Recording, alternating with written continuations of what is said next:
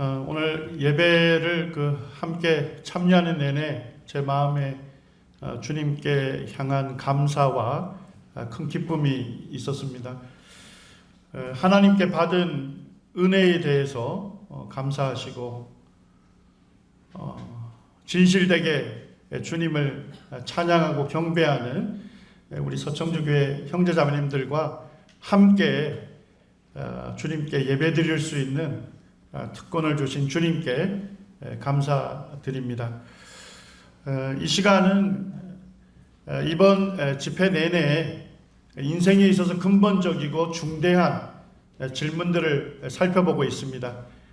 이 시간 전해지는 말씀을 통해서 살아계신 하나님, 그분을 만나시고 구원받으시는 여러분들이 되기를 원합니다. 한 3년 전인가 어떤 학부모로부터 전화를 받은 적이 있습니다. 제가 섬기는 교회에서 주최하는 중고등학생들 캠프가 있어요. 그래서 이제 전국에 있는 교회들에게 이제 공문을 보냈고 주제, 그 다음에 프로그램 내용을 보냈습니다. 그런데 이제 그분이 학부모라고 전화하면서 중고등학생들 캠프인데 학부모인 내가 참석해도 되겠습니까? 이런 질문을 했습니다. 그래서 왜 그러시냐고 하니까 본인이 이제 세종시 보건직 공무원인데 아내가 먼저 예수님을 믿고 자기를 교회로 인도해서 복음을 듣고 있는데 자기에게 장애물이 있다는 것입니다. 자기가 학생 때부터 배워왔던 이 진화론 때문에 하나님 믿는데 어려움이 돼서 요번에 제가 좀 학생들과 함께 듣기를 원한다고 오셔가지고 이제 진화론의 실체와 허구에 대해서 제가 2시간 전했습니다. 근데 그분이 1시간 듣고서 쉬는 시간에 오셔가지고 저의 마음에 있었던 무거운 짐이 사라졌습니다. 그리고 마음을 열고 예수님을 믿는 것을 보았습니다. 또 몇 년 전에는 제가 춘천교회를 방문했는데 토요일날 중고등학생들에게 1시간 말씀을 부탁했습니다. 그래서 어떤 말씀을 전할까 하다가 학생들이 매우 갈등하는 주제인 진화론의 문제점을 살폈습니다. 1시간 끝나고 났더니까 고등학생, 남학생이 저에게 오더만 굉장히 씩씩거리면서 막 화가 난다는 거예요. 그래서 제가 오늘 내가 전한 말씀 중에 좀 잘못된 내용이 있는가 하는 그런 마음을 들었는데 그동안 자기가 진화론에 속아서 하나님을 믿는데 굉장히 많은 의심과 갈등, 어려움을 겪은 것에 대해서 자기가 이제 이 진화론에 속은 것을 알고서 내가 하나님을 믿겠다 하는 학생이 있었습니다. 이 삼성지업을 창업했던 이병철 회장님도 죽음 앞에서 이 문제를 떠올렸어요. 생물학자들은 인간도 오랜 진화 과정의 산물이라고 하는데 신의 인간 창조와 어떻게 다른가? 인간이나 생물도 진화의 산물 아닌가? 그러니까 이분도 우연히 저절로 진화되어 온 존재라면, 그런다면 하나님께서 우주 만물과 사람을 지으셨다는 이 말씀을 어떻게 믿을 수 있는가 하는 질문을 던진 겁니다. 여러분들은 창조를 믿으십니까? 아니면 진화를 믿으십니까? 내가 무엇을 믿느냐 하는 것은 매우 중요합니다. 왜냐니까 이 모든 것들이 다 생명의 기원에 관한 문제입니다. 내가 어떻게 이 세상에 왔느냐에 대한 어떠한 답을 갖고 있느냐에 따라서 어떻게 살지가 결정이 되고 어디로 가는지가 결정이 되는 겁니다. 근데 내가 무엇을 믿느냐보다 더 중요한 게 있습니다. 그게 뭘까요? 내가 믿는 것이 사실이냐는 겁니다. 내가 믿는다고 해서 거짓이 사실로 바뀌는 것은 아닙니다. 내가 믿지 않는다 해서 사실이 거짓으로 바뀌는 것도 아닙니다. 중요한 것은 내가 믿는 것이 사실이냐, 믿을 만한 증거를 통해서 내 믿음을 확증해야 하는 것입니다. 이제 진화론에서 가르치는 것을 간단하게 말씀드리면 최초에 물질이 있었다는 겁니다. 그리고 우연한 기회에 저절로 최초의 생명체로 진화했다는 겁니다. 자, 이 진화를 뭐라고 합니까? 화학 진화라고 합니다. 이 물질에서 최초의 생명체로 진화됐다는 거죠. 그 다음에 이제 하등한 동물이 돌연변이와 자연 선택을 통해서 더 고등한 동물로 진화됐다. 이걸 생물 진화라고 해서 배웁니다. 그 다음에 이제 인간이 어떻게 존재하게 됐느냐? 원숭이와 사람의 중간 단계에서 공통 조상에서 이제 여러 단계를 거치면서 사람으로 진화해 왔다고 가르칩니다. 이거를 인류 진화라고 합니다. 자, 진화론이 맞다면 사람은 최초 뭐로부터 온 겁니까? 물질로부터 온 거예요. 사람은 물질에 불과하다는 것입니다. 그래서 진화론에서 가르치는 것은 뭐냐면 사람이 죽으면 물질로 돌아가고 끝난다는 것입니다. 또한 진화론에서 가르치는 게 뭡니까? 우연히 저절로 존재하게 됐다는 것입니다. 그렇기 때문에 인간 삶의 목적이나 의미가 없다는 것입니다. 그 다음에 인간은 뭐에 불과한 거예요? 고등한 동물에 불과하다는 것입니다. 가만히 보니까 어떻습니까? 진화론은 과학에서 다루지만 영적인 문제를 다루고 있는 것입니다. 이분이 이제 윌리엄 프로바인이라고 하는 진화론자 교수입니다. 이분도 이런 얘기를 합니다. 진화론을 받아들인다면 피할 수 없는 결론이 있다는 거예요.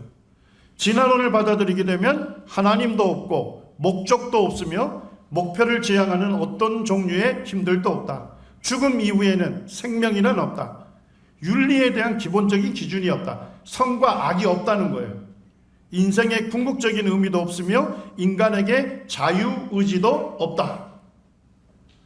그러니까 진화론 받아들이면 하나님 믿을 수가 없는 것입니다. 많은 사람들이 오해하는 게 있습니다. 진화론은 어느 책에서 가르칩니까? 과학책에서 가르치니까 과학적으로 증명된 사실이라고 하는 오해를 갖습니다. 자, 창조는 어느 책에서 가르칩니까? 성경책에서 가르치니까 믿음이 필요하다 생각합니다. 그래서 과학적인 증거는 창조와 진화론 중에 뭘 더 지지할 거라고 생각하죠? 진화론 지지할 거다는 막연한 생각을 합니다. 그리고 성경의 창조를 믿는 것은 비과학적이고 비합리적이다. 이런 오해를 갖고 있습니다. 제가 고등학교 1학년 때 예수님을 믿고 구원받은 다음에 제가 고등학교에서 생물을 두 과목을 들었어요. 저희 때는 생물 1, 2를 배웠어요. 그리고 진화가 실제 일어났다는 과학적인 증거에 대해서 아주 상세하게 배웠습니다. 한날에 생물 선생님이 진화가 실제 일어났다는 과학적인 증거를 하나하나 제시하는데 제 마음에 약간 흔들림이 있더라고요. 그런데 그것까지 딱 좋았는데 선생님이 이런 도전을 하는 거예요. 진화가 실제로 일어났다는 이런 확실한 증거가 있는데도 하나님을 믿는 사람들을 보면 이해가 안 된다.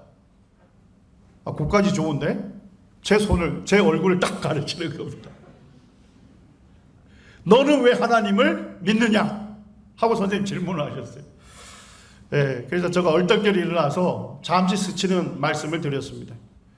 제가 지금 진화론을 배우는 학생이기 때문에 진화론의 증거가 잘못됐다, 뭐가 잘못됐다는 것을 말씀드리기 어렵습니다. 그렇지만 제가 확실히 믿는 것이 있습니다. 이 성경은 하나님의 말씀이고 진리입니다. 성경에서 말씀하는 것은 하나님께서 우주 만물과 사람을 창조한 것이 진리고 사실이라고 말씀합니다. 그리고 앉았습니다. 요 정도 하면 이제 딱 좋았는데 선생님이 더 도전을 하는 거예요. 세계에 권위 있는 과학자와 과학적인 증거들은 다 진화론을 지지하는데 일개 학생이 진화론을 비판하는 것, 저 학생은 어리석은 학생이다. 저에게 굉장히 충격적인 시간이었습니다. 그리고 이제 고등학교 졸업하고 대학에서 과학적인 영역을 공부하게 됐고 대학원에 가서 과학적인 연구 방법을 배우게 됐습니다. 그러면서 제가 갈등하는 이 주제를 살펴보게 됐어요. 근데 고등학교 생물 선생님이 저에게 도전했던 이 말은 거짓말이었습니다. 왜냐하니까 2001년에 여기 지금 빼곡하게 보이는 게 사람 이름입니다. 세계적인 과학자들입니다. 이분들이 2001년에 성명서를 냈어요. 맨 앞사람이 헨리 셰퍼라고 해서 노벨상 후보로 3번이나 거론됐던 화학자입니다. 이분을 기치로 해서 100명이 자기 이름을 거기다 새겨놓은 거예요. 그리고 성명서를 제출했는데 그 성명서의 제목이 뭡니까? 진화론에 대한 과학적 반대. 세계적인 과학자도 진화론이 과학적으로 문제가 있다. 반대 성명을 한 겁니다. 지금 현재 이제 인터넷에 이 성명서가 있고 지금도 서명이 되고 있는데 2020년 현재 1000명 이상의 세계적인 과학자들이 서명하고 있습니다. 서명하려면 첫째, 자기 이름을 밝혀야 돼요. 두 번째는 자기가 어느 대학교의 교수인지를 밝혀야 합니다. 세 번째는 자기가 소속되어 있는 학회나 협회를 밝혀야 합니다. 자, 뭔 얘기예요? 자기 신상 명세를 걸고 서명해야 하는 겁니다. 그 다음에 이제 아무나 서명할 수 없습니다. 이 자리에 혹시 예수님 믿는다고 해서 거기에다 서명을 하게 되면 서명이 안 됩니다. 서명하는 사람은 자연과학 분야에 반드시 박사학위를 소지해야 합니다. 이 얘기 뭔 얘기냐면 과학적인 연구 방법을 엄격하게 훈련받은 사람에 한해서 서명할 수 있다는 겁니다. 그리고 의학 박사학위 소지자는 안 됩니다. 의학 박사학위가 소지하고 현재 의과대학 교수로 활동 중인 사람만 서명할 수 있어요. 자, 그러면 이 서명서에 사인할 수 있는 사람이 자격 조건이 어떻습니까? 매우 까다롭고 제한되어 있습니다. 그런데도 불구하고 세계적인 과학자들이 1000명 이상이 진화론은 과학적으로 문제가 있다고 제기하고 있는 것입니다. 이제 진화론의 그 증거 몇 가지만 좀 살펴보겠습니다. 진화론이 사실이라면 물질에서 최초 생명체로 진화됐다고 가르치잖아요. 자, 그러면 최초의 생명체로부터 식물과 동물로 다 진화되어 와서 오늘날 사람까지 왔다는 겁니다. 자, 그러면 최초의 생명체를 진화론자들은 뭐라 부를까요? 공통의 조상이다, 이렇게 얘기를 해요. 그래서 모든 생물은 공통의 조상으로부터 진화해 왔다고 가르쳐요. 요까지 좋아요. 그런데 뭐예요? 그 증거를 제시하는 겁니다. 제가 이제 고등학교 생물체액을 그대로 스캔해서 올렸습니다. 이 해켈이라고 하는 진화론자가 이분이 이제 관찰한 건데 어류나 양서류, 파충류, 조류, 포유류 이런 것들이 전부 척추뼈가 있어요. 자, 척추가 있는 동물을 뭐라 부를까요? 척추동물이라 부릅니다. 이 과학이 별로 어려운 게 아니에요.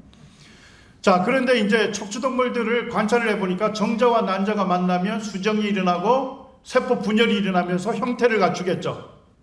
그거를 배라고도 부르고 배자라고 부르기도 하고 배아라고도 부르기도 합니다. 그러니까 최초의 그 척추동물들의 배아의 모습을 이 사람이 관찰해서 그림을 그린 거예요. 자, 우리 이곳에 있는 분들이 빨리 판단해 주시기 바랍니다. 자, 포유동물, 척추동물들의 최초의 배아의 모습이 닮았습니까? 완전히 다릅니까? 닮았잖아요. 너무 닮았어요. 그러니까 이분이 이것을 관찰하고 매우 비슷하다. 그러면서 해석을 뭐라고 내렸냐면 공통 조상으로부터 진화해 왔기 때문에 닮았다는 것입니다. 자, 이런 얘기입니다. 요 앞에 두 분이 계시는데 예를 들어서 우리가 볼 때 너무 닮았어요. 자, 그러면 무슨 생각을 할까요? 한 부모 밑에서 태어난 형제인가 보다. 맞습니까? 상식적인 결론입니다. 그래서 이분이 그런 결론을 내린 거예요. 척추동물들의 최초의 배아의 모습이 너무 닮은 거 보니까 공통조상에서 진화해온 확실한 증거다. 이렇게 제출했습니다. 여기서 끝나지 않았습니다. 자, 여기 보니까 C자 모양처럼 이렇게 배아가 구부러져 있죠. 저는 보면 아무리 봐도 목주름 같은데 해켈이 뭐라고 했냐면 이거는 아가미 궁이다. 자, 아가미는 어느 동물이 갖고 있어요? 예, 물고기. 자, 그 다음에 요거는 뭐처럼 보입니까? 꼬리처럼. 아, 원숭이. 그 다음에 사람의 모양을 갖춘 태아로 이제 성장했다가 이제 출산이 된다. 뭔 얘기예요? 진화해온 과정을 재현하다가 사람의 모양을 갖고 태어난다는 겁니다. 자, 그러면 이때는 뭐에 불과하다는 거예요? 물고기. 이때는요, 원숭이에 불과하다는 거예요. 이때부터 뭐라 할 수 있다? 사람이라 할 수 있다. 이 해켈의 배아 발성도는 낙태를 정당화하는 법정의 과학적 증거로 제시가 됐어요. 예. 그러니까 물고기 형태를 갖고 있고 원숭이 형태를 갖고 있을 때는 사람이 아니니까 그때는 낙태해도 된다는 것입니다. 이 어네스트 해켈이 말하기를 우리는 태아를 절제하는 것이 아니다. 단지 어류나 해파리류를 제거하는 것이다. 이것들은 인간이 아니라 단순히 한 세포 덩어리일 뿐이다. 진화론은요, 과학에만 머물러 있지 않습니다. 법에도 영향을 미치고 윤리에도 영향을 미치고 도덕에도 영향을 미치는 것입니다. 그런데 놀라운 것은 뭐냐면 1997년에 이 배아를 연구하는 사람들을 발생학자라 합니다. 이 발생학자 중에 리차드슨이라는 사람이 연구를 했는데 완전히 다른 거예요. 이 위에는 해켈이 그린 그림입니다. 그림. 자, 밑에는 지금은 배아를 직접 관찰할 수 있는 현미경이 발견되어 있어요. 그래서 배아 현미경을 통해서 동영상도 촬영할 수 있고 배아를 사진도 찍을 수 있어요. 그래서 밑에는 지금 사진을 찍은 겁니다. 자, 닮았습니까? 해켈이 그린 그림하고 실제 배아 모습이 닮았냐고요. 자, 도령령 닮았습니까? 이건 완전히 배를 다 성형해서 깎아냈잖아요. 이 성형 수술을 제 배에도 좀 적용을 했으면 좋겠다는 마음이 듭니다. 자, 닮았습니까? 꼬리 부분이 없는데 여기서 추가를 한 것입니다. 자, 사람은 닮았습니까? 완전히 안쪽을 다 파냈습니다. 그래서 이것들의 유사성이 있는 것처럼 조작을 한 것입니다. 이와 같은 것이 이제 학회에 발표가 되고 계속 진화론의 비판을 받고 있을 때 이 스테반 굴두라고 하는 진화론자가 학회에서 이런 얘기를 합니다. 우리는 한 세기 동안 그렇게 많은 교과서에서 이 그림들을 지속적으로 사용해온 무심함에 대해 경악을 금치 못하고 부끄러워해야 한다. 자, 우리는 누굴 얘기합니까? 진화론자들을 얘기하는 것입니다. 자기가 믿는 믿음, 주장을 하기 위해서 무슨 증거를 사용한 거예요? 자기 스스로 조작된 증거를 사용해서 자기가 믿는 바를 주장하려 했던 것입니다. 이것이 이제 사이언스라고 하는 아주 유명한 과학 잡지에 실리게 됐습니다. 그러면서 그 잡지의 결론이 뭐냐면 이것은 생물학에 있어 가장 유명한 사기로 판명될 것으로 보인다. 그런데 이 논문이 또 다른 과학 잡지에 또 실려 있더라고요. 실제 한 논문을 한 과학 잡지에만 실게 되어 있습니다. 똑같은 걸 다른 데에 실어주면 불법이 돼요. 근데 거기에 실려 있는 내용은 뭐냐면 너무나도 중요하기 때문에 많은 과학자에게 소개가 돼야 한다해서 다른 과학 잡지에도 이 동일한 논문을 실어 주었던 겁니다. 2003년에 미국 텍사스주나 이런 교육위원회에서 과학적으로 밝혀진 오류를 출판 전에 삭제를 하거나 꼭 실어야 한다면 이게 오류가 있다, 잘못된 증거라는 것을 기록하도록 꼭 쓰도록 법으로 통과시켰습니다. 자, 근데 문제는 뭘까요? 우리나라 책에서는 어떻습니까? 지금도 고등학교 생물책에 진화의 과학적인 증거로 가르쳐지고 있는 것입니다. 또 하나의 증거를 보겠습니다. 자, 최초의 물질에서 우연한 기회에 저절로 최초의 생명체로 진화됐다고 진화론자들이 가르치죠. 자, 그런데 이 스탠리 밀러라는 대학원생 실험을 통해서 이것이 입증이 되었다고 고등학교 책에서 가르칩니다. 증명이 됐다고. 이 실험은 뭐냐 하면요, 최초에 있는 지구를 과학자들은 원시지구라 합니다. 자, 그리고 원시지구를 덮고 있는 대기가 있겠죠. 자, 그러면 원시지구를 덮고 있는 대기를 뭐라 부를까요? 과학이 별거 아니라니까요. 원시대기라고 합니다. 그래서 그때 이제 원시대기를 뭐라고 과학자들이 생각했냐면 메탄, 수소, 암모니아일 것이다 생각했어요. 그래서 이것을 장비 안에다 집어넣은 거예요. 장치 안에다. 그리고 이제 번개와 같은 고전압 방전을 막 시켰어요. 6일간. 그리고 냉각을 시켜서 검출을 했더니까 아미노산이 발견이 된 겁니다. 자, 단백질이 발견됐다고요? 아미노산이에요. 단백질이 되려면 아미노산 최소 100개 정도가 자기 자리에 배열이 돼야만, 조합이 돼야만 한 개의 단백질이 될 수 있어요. 단백질이 검출된 게 아닙니다. 자, 세포가 검출됐습니까? 세포가 검출된 것도 아닙니다. 그러니까 이분들의 생각은 뭐예요?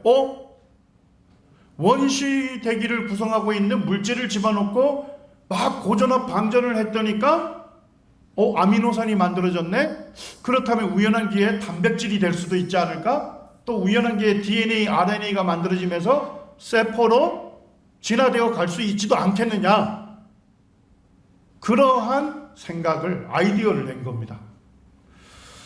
그런데 문제가 있습니다. 이분이 2007년에 사망했는데 1996년에 셀이라고 하는 아주 유명한 과학 잡지에다가 내 실험 잘못된 실험이라고 고백을 했습니다. 거기에 내용을 읽어보면 원시지구의 대기를 정확히 반영한 것이 아니다 밝히고 있습니다. 자, 왜 그럴까요? 지금은 과학자들이 메탄수소 암모니아는 지구 대기를 덮은 적이 한 번도 없다. 이게 아니고 질소와 이산화탄소와 수증기다. 이렇게 과학자들이 이거가 한 번도 지구를 덮은 적이 없다고 결론을 내려버린 거예요. 자, 여러분도 한번 생각해 보시죠. 한 번도 덮었던 적이 없는 대기를 집어넣고 잘못된 가정으로 아무리 엄격한 과학 실험을 할지라도 결론은 어떻게 될까요? 잘못된 결론에 도달하는 것입니다.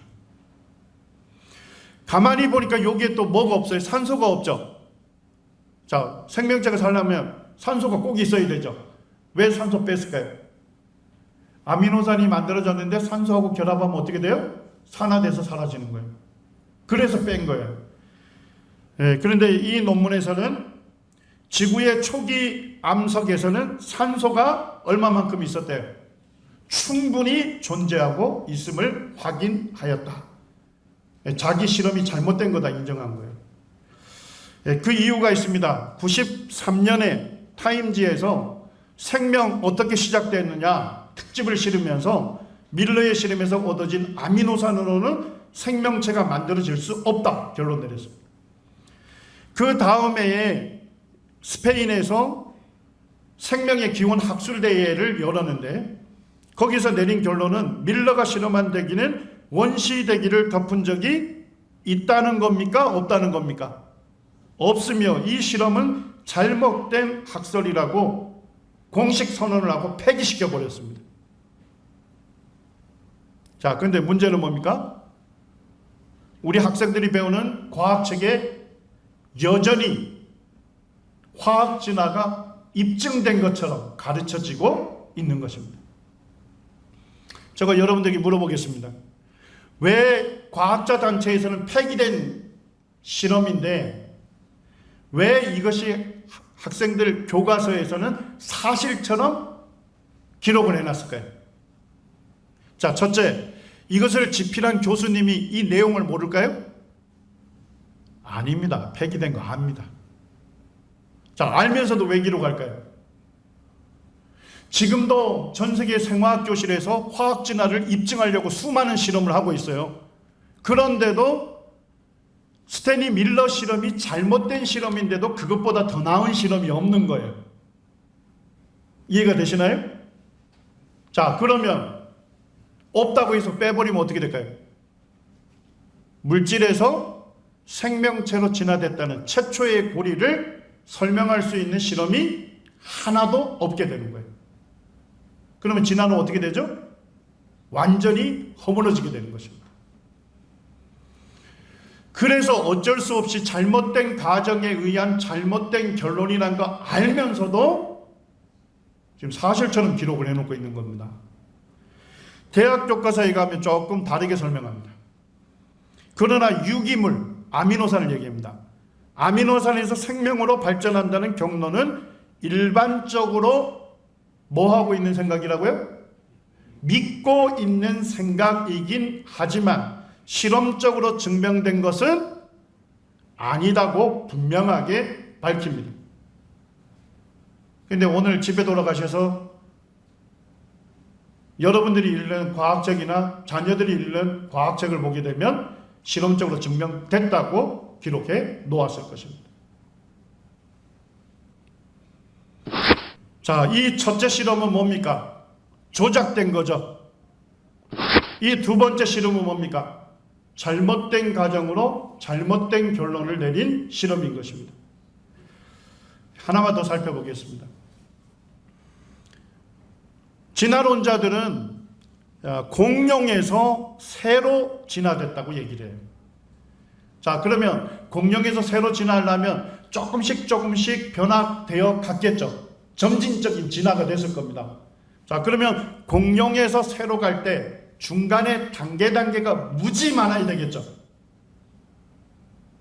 진화론이 사실이라면 중간 단계 화석이 지구상에 차고 넘쳐야 합니다. 자, 그런데 고등학교 과학 교과서에 중간 단계 화석이라는 게 어떤 게 제시되고 있습니까? 지금 유일하게 남아있는 게 시조새 화석입니다. 나머지 다 제거가 됐어요. 자, 근데 시조새 화석도 이미 과학계에서는 폐기된 겁니다. 시조새는 보면 부리에 이빨이 있습니다. 그리고 날개에 발톱이 있습니다. 공룡의 특징을 갖고 있어요. 자, 그런데 시조새는 말 그대로 날개가 있고 깃털이 있겠죠? 새의 특징을 갖고 있어요.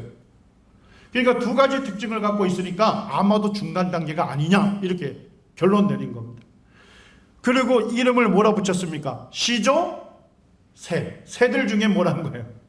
시조다는 겁니다. 자, 그러니까 공룡에서 새로 진화하는 앞부분에 있으니까 시조새니까 잘 날지는 못하지만 새처럼 깃털을 갖고 있다. 이렇게 설명하고 있습니다. 예, 그런데 이 알런 페데시아라고 하는 조류학자가 사이언스라고 하는 유명한 과학 잡지에 뭐라고 얘기를 하냐면 파충류에서 조류까지 진화를 보여주는 화석은 몇 개랍니까? 전혀 없다. 시조새는 중간 단계가 아니라 완전한 새다. 완벽하게 잘 나는 새다는 거예요. 뭘 보면 알 수 있대요? 깃털을 보면 알 수 있다는 겁니다. 지금 이제 조류학자들이 깃털만 보면 잘 나는 새인지 잘 날지 못한 새인지 금방 압니다. 자, 여기 보니까 깃대를 중심으로 여기에 깃털은 짧죠? 반대쪽에 있는 건 길죠? 비대칭적인 깃털이 있어야만 공기역학적으로 뜰 수 있답니다. 그러니까 조류학자들은 깃털만 보면 잘 나는 새인지 잘 나지 못하는 새인지 아는 거예요. 자, 근데 시조새는 무슨 깃털을 갖고 있어요? 비대칭적인 깃털을 갖고 있어요. 완벽하게 잘 나는 새다 하는 것이 밝혀진 겁니다. 제가 성경 욥기서를 보다가 아침에 경건의 시간을 갖다 깜짝 놀랐습니다. 하나님께서 3500년 전에 이걸 말씀해 놓으셨어요. 타조는 즐거이 날개를 치나 학의 깃털과 날개 같겠느냐. 자, 타조 납니까 못 납니까? 예, 대칭적인 깃털을 갖고 있습니다. 학은 잘 납니까 날지 못합니까? 아주 잘 날죠. 비대칭적인 깃털을 갖고 있습니다. 하나님께서 타조의 깃털과 학의 깃털이 같겠느냐? 같지 않다고 말씀하고 있는 거죠. 1984년에 국제시조새 회의에서 결론을 내렸습니다.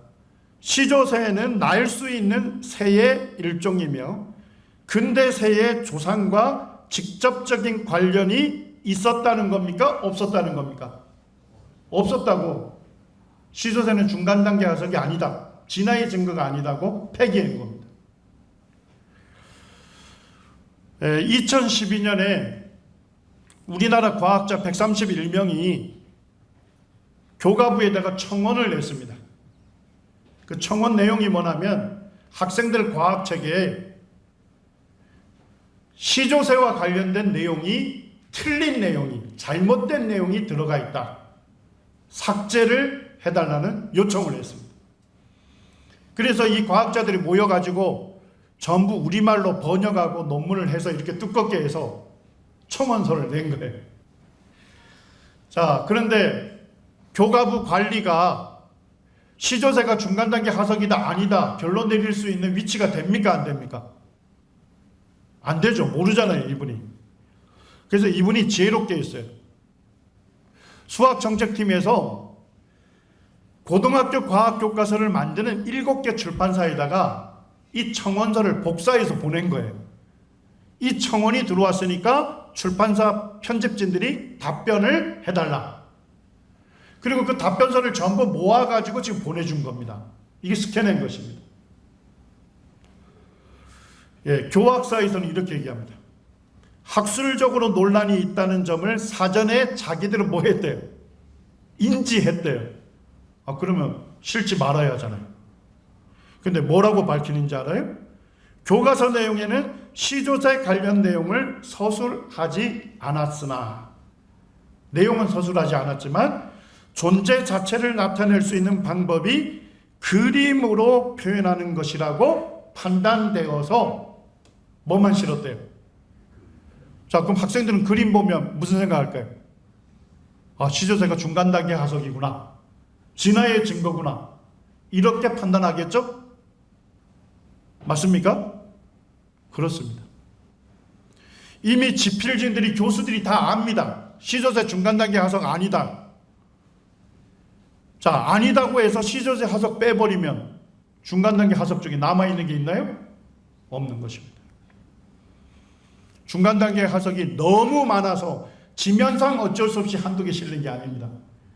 그동안 중간 단계 화석이라고 제시됐던 것들이 과학자들이 더 연구하면 연구해 보니까 이거 중간 단계 화석이 아니다. 폐기의 역사입니다.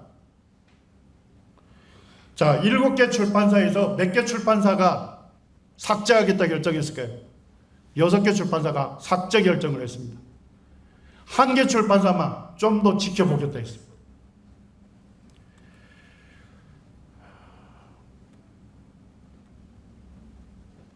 동아일보에서 2001년에 뭘 실었냐면 화석도 거짓말하네 이런 주제를 실었습니다. 이게 진화론자들이 공룡에서 새로 진화되는 중간 단계 화석이다. 그걸 과학계에다 발표했는데 조금 더 연구해 보니까 조작된 거예요. 그 다음에 사람의 중간 단계 화석이다. 그렇게 해서 필드타운인이라는 게 있었습니다. 저 고등학교 책에도. 근데 그게 알고 봤더니까 뭐예요? 조작된 거다는 것이 밝혀진 거예요. 그래서 동아일보에서 화석도 거짓말하네 이런 주제를. 실제 화석이 거짓말합니까? 누가 거짓말합니까? 예, 이분 삐뚤어져도 정확하게 말해야 되죠. 진화론자들이 거짓말을 하고 있는 것입니다. 예, 제가 짧은 시간이기 때문에 지금 진화론의 문제점을 다 짚지는 않았습니다만 아주 중요한 몇 가지를 짚은 것입니다. 진화론에서 학생들에게 가르치는 과학적인 증거는 이미 과학계에서 폐기되거나 조작된 것으로 밝혀진 것들입니다. 우리가 왜 하나님을 믿어야 할까요? 에베소서 1장 13절 말씀에 보니까 이 성경이 무엇이라는 겁니까? 진리의 말씀이라는 것입니다. 아주 쉽게 말씀드리면 성경이 사실이라는 것입니다. 그리고 성경에서 말씀하는 죄인이 구원받는 이 복음이 사실이라는 겁니다. 그렇기 때문에 하나님을 믿어야 한다는 것입니다. 여러분들 진화론이 사실이라면, 진짜 만약에 진화론이 사실이라면 우리 인간은 죽으면 어떻게 됩니까? 물질로부터 왔으니까 물질로 돌아가고 끝나죠? 맞습니까? 자, 그런데 성경이 사실이라면 믿지 않는 사람은 어떻게 됩니까? 창조주 하나님을 거절한 죄 때문에 영원한 지옥에 들어가게 되는 것입니다. 여러분의 영혼을 갖고서 도박하지 마시기를 바랍니다. 제가 고등학교 1학년 때 구원받은 간증을 이 시간 짧게 하고 1교시를 좀 마칠까 합니다. 저희 마을에, 작은 그 어촌 마을에 교회가 세워졌어요. 그리고 그 교회는 저희 어린 아이들의 유일한 놀이터였습니다. 그래서 그 교회에서 유로 보냈고, 그리고 주일학교를 다녔어요. 제가 중학교 때 들어가니까 텔레비전이 이제 집집마다 보급이 돼요. 근데 언제 아주 재밌는 프로가 나옵니까? 주일날 아침에 아주 재밌는 프로. 그러면서 이제 제가 교회를 못 나갔습니다. 그리고 이제 고등학교 1학년 때 제 1년 선배가 이와 같은 복음 집회가 있다고 참석하자고 강하게 권했습니다. 그래서 제가 이제 하루만 나가겠다고 약속하고 이 집회에 참석을 했습니다. 근데 그때 이 복음을 전하는 강사님이 제 이름하고 똑같은 거예요. 그리고 좀 틀도 좀 비슷하신 것 같아요. 네. 그분이 이제 말씀을 전하는데 이 성경에 기록된 예언이 역사적으로 성취되는 것을 그대로 전해주는 거예요. 제 마음에 그동안 이 성경책이 우리에게 좋은 교훈을 주는 좋은 책인 줄 알았는데, 성경이 기록된 예언대로 역사에서 그대로 성취되는 것을 보면서 이 성경책이 살아있는 하나님의 말씀으로 제게 믿어졌어요. 그때 제가 구원받지 못했지만 내가 하나님을 믿어야 되겠다, 이렇게 해서 교회를 다시 나오게 됐습니다. 여러 번 먼저 믿은 분들로부터 복음 상담, 이 교제를 했는데 그래도 구원받을 확신이 없는 거예요. 저의 문제는 뭐였냐면, 그래도 내 또래 친구들보다는 좀 내가 착하다 하는 그 마음이 있었어요. 그리고 이 죄 때문에 내가 물론 죄가 있는 건 사실이지만 이와 같은 사소한 죄 때문에 내가 영원한 지옥에 간다는 것을 말도 안 된다. 그해 여름에 이제 강원도 지역에 있는 교회들이 모여서 캠프를 했습니다. 마지막 캠프 때는 다들 그 당시에는 캠프파이어를 하면서 보냈거든요. 근데 저희 교회에서 이제 목회하시던 분이 한 전도자를 붙여주면서 오늘 뿌리를 뽑아라 이러는 거예요. 그래서 이제 그 전도자분하고 상담을 하게 됐습니다. 그분이 이제 저에게 몇 가지 질문을 쫙 하더만 저의 상태를 탁 체크를 하더라고요. 그러면서 이제 로마서 1장을 보여주었습니다. 로마서 1장 28절에 그들이 마음에 하나님 두기를 싫어하며 하나님께서 그들을 상실한 마음대로 내버려 두사 합당하지 못한 일을 하게 하셨으니 곧 모든 불의, 추악, 탐욕, 악의가 가득한 자요, 시기, 살인, 분쟁, 사기, 악독이 가득한 자요. 이 말씀을 이렇게 하시는 거예요. 그러면서 그 전도자분이 제게 말씀하시기를, 하나님께서 너를 지으신 분인데 너가 그 하나님을 믿지 않는다면, 그 하나님을 마음에 주인으로 받아들이기를 싫어한다면 그것보다 더 큰 죄가 어디 있겠느냐. 근데 제 마음에 와닿지 않는 거예요. 그러면서 그분이 이렇게 얘기하는 거예요. 여기에 보면 수많은 제목이 있다.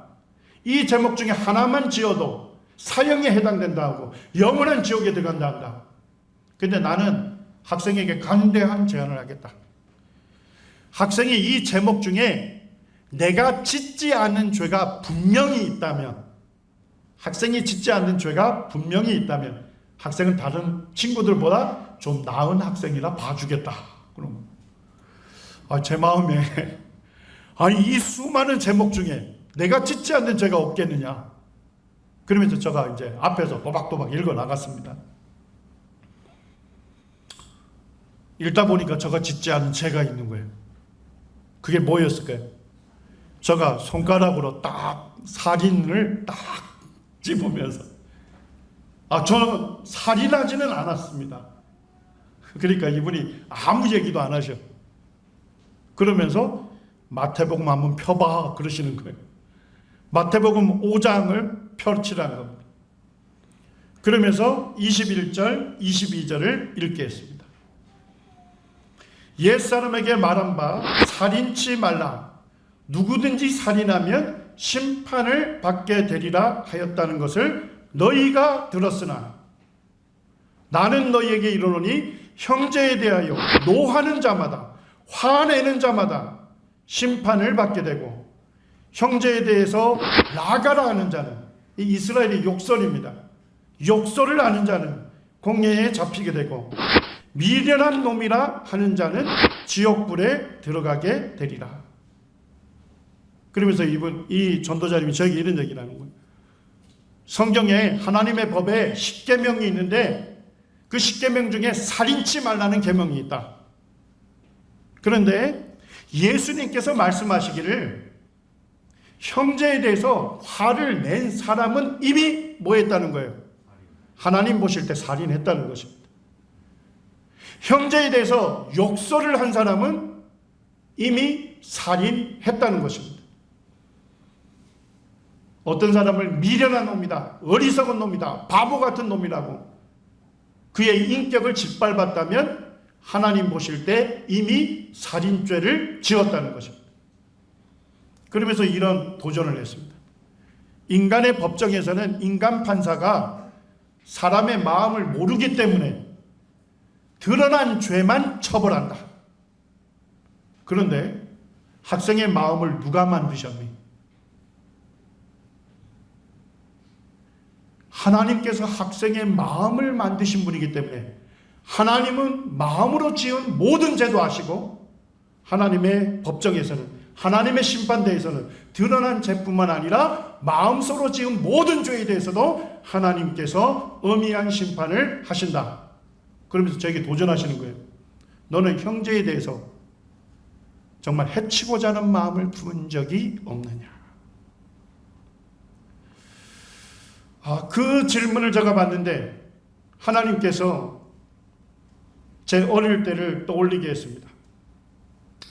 저희 집이 8 자녀가 있는데 그 중에 제가 막내고 아주 늦둥이에요.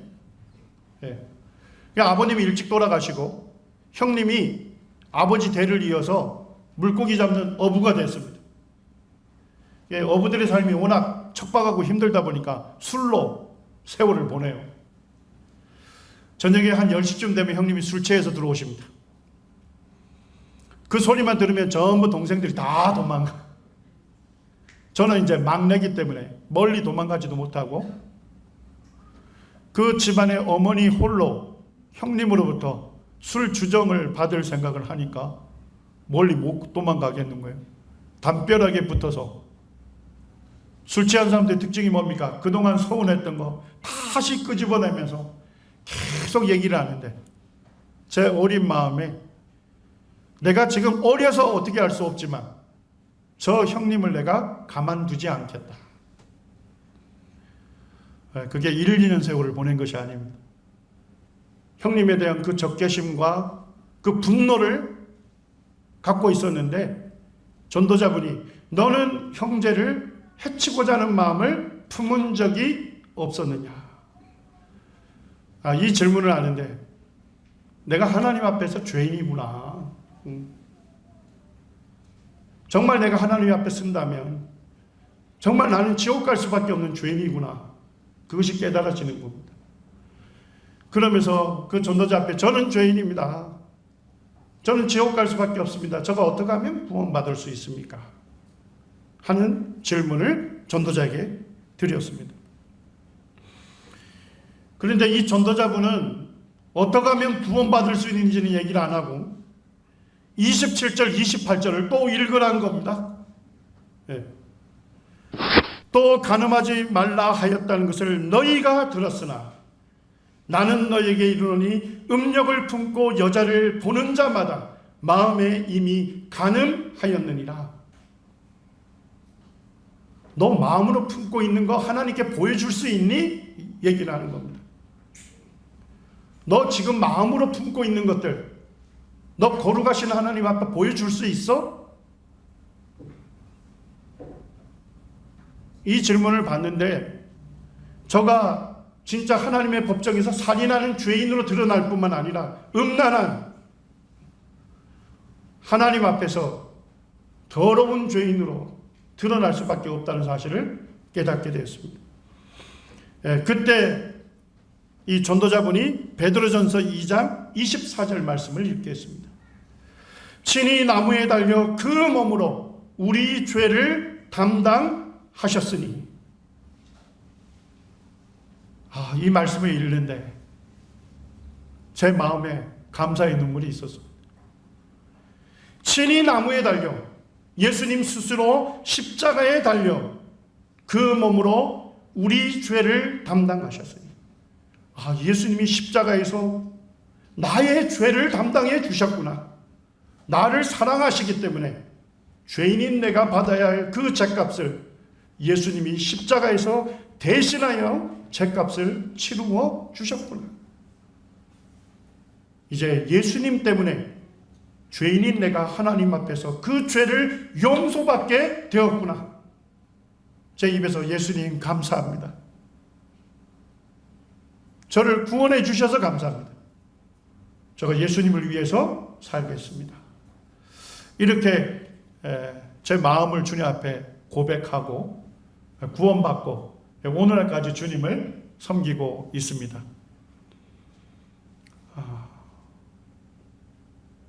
가끔 제가 고향을 갈 때가 있습니다. 고향에 가면 예수님을 믿지 않는 친구들이 있어요. 그 친구들을 보면서 내가 구원받지 않았다면 여전히 내가 죄악 가운데 그대로 살아가고 있겠구나. 고향에 갈 때마다 이 작은 마을에 하나님의 교회를 두셔서 저로 하여금 복음을 듣게 하시고 저를 구원으로 이끌어 주신 그 주님을 생각할 때 주님 앞에 감사한 마음이 있습니다. 이 시간에 말씀을 듣는 복음을 듣는 여러분들도 동일하게 이 하나님의 은혜가 임하기를 원합니다. 이제 1교시 쉬시고 2교시 말씀을 듣겠습니다. 사회자 나오시죠.